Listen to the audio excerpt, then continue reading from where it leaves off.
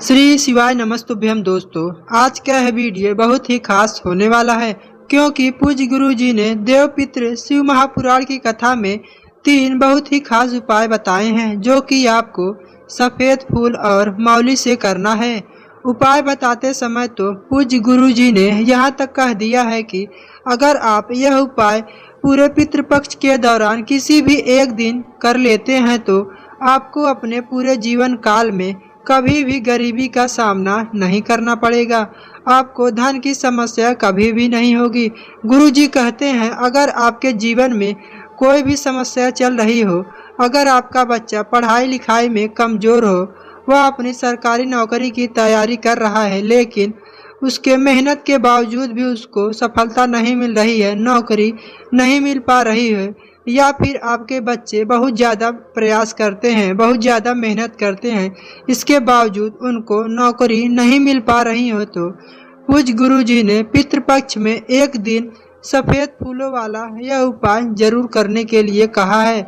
यह उपाय करने के बाद गुरु जी कहते हैं कि हम यह यकीन दिलाते हैं कि आपके बच्चों को सरकारी नौकरी मिलेगी और आपके जीवन में सुख समृद्धि तथा वैभव की भी प्राप्ति होगी। तो चलिए जानते हैं उन विशेष उपायों के बारे में, लेकिन उससे पहले आपसे एक प्रार्थना है, वीडियो में बताए गए सभी उपाय को अच्छे से समझकर पूरे विश्वास के साथ करिएगा।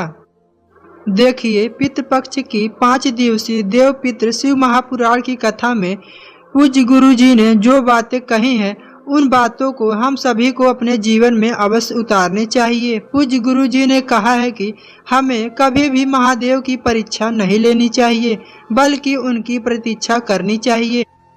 पूज्य गुरु जी कहते हैं कि हमारे पास कई ऐसे पत्र आते हैं जिन्होंने 1 बार पशुपतिनाथ का व्रत किया, 2 बार पशुपतिनाथ का व्रत किया, 3 बार पशुपतिनाथ का व्रत किया, लेकिन उनकी मनोकामना नहीं परिपूर्ण हुई तो वह महादेव की प्रतीक्षा करने से वह हारी नहीं।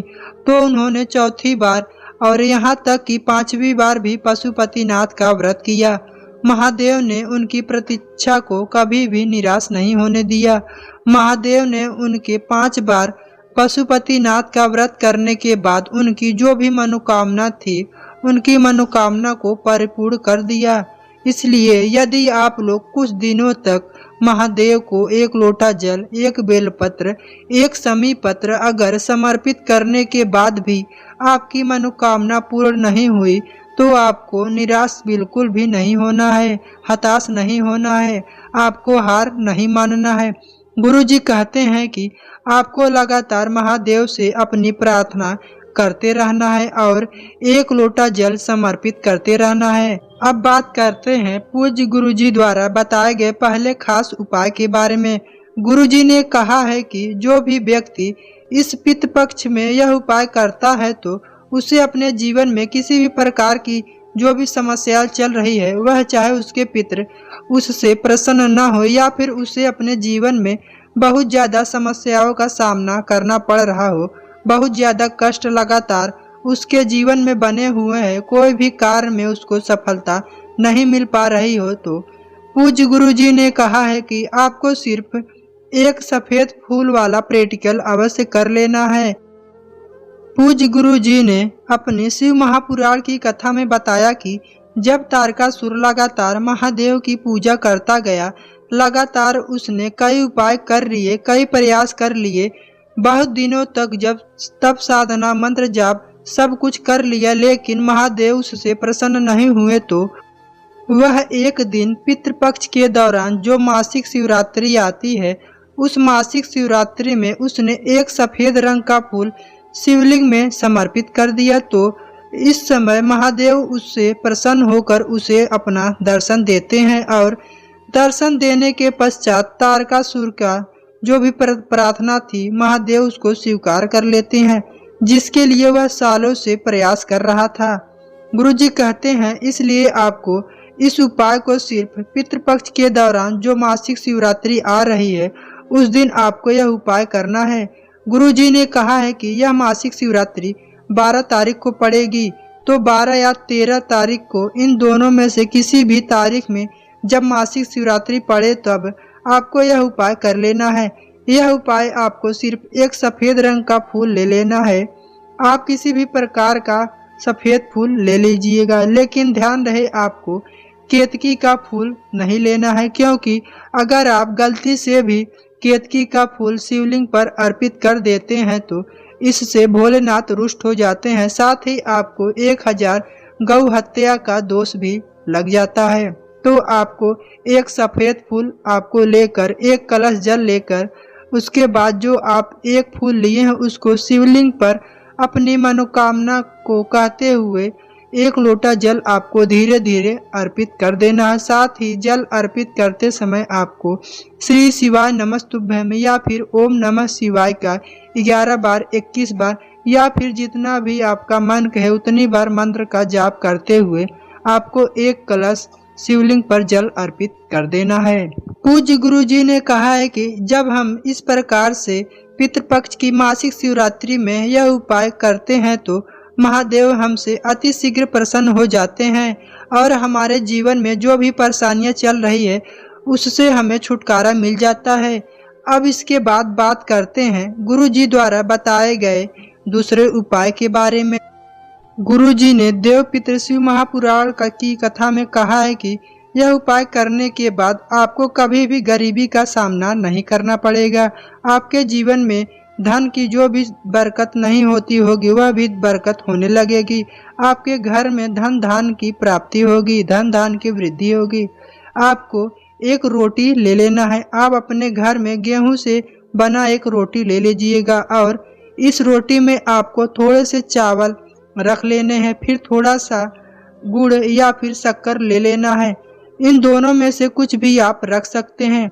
इसके बाद थोड़ा सा दूध इसी में डाल देना है, या फिर आप एक काम कर सकते हैं, आप एक रोटी ले लीजिएगा और थोड़ी सी खीर बना लीजिएगा। आप सभी जानते होंगे कि महादेव को खीर बहुत ही प्रिय है, इसलिए आप इस पूरे पितृपक्ष के दौरान आप किसी भी एक दिन या फिर आप हर दिन आप थोड़ी सी खीर बना लीजिएगा। आप चाहे तो शक्कर का इस्तेमाल कर सकते हैं या फिर गुड़ का इस्तेमाल खीर बनाते समय आप कर सकते हैं और एक रोटी में आपको थोड़ा सा खीर रख देना है।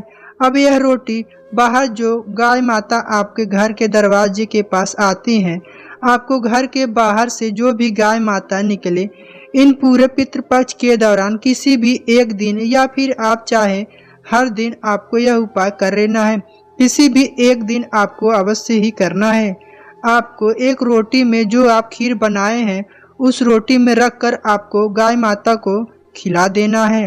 गुरु जी कहते हैं कि गाय में 33 कोटि देवी देवताओं का वास होता है। अगर इस प्रकार से हम केवल और केवल पितृपक्ष में किसी भी गाय माता को एक रोटी में खीर रखकर खिला देते हैं तो इससे हमारे जीवन में कभी भी धन से जुड़ी समस्या नहीं होती।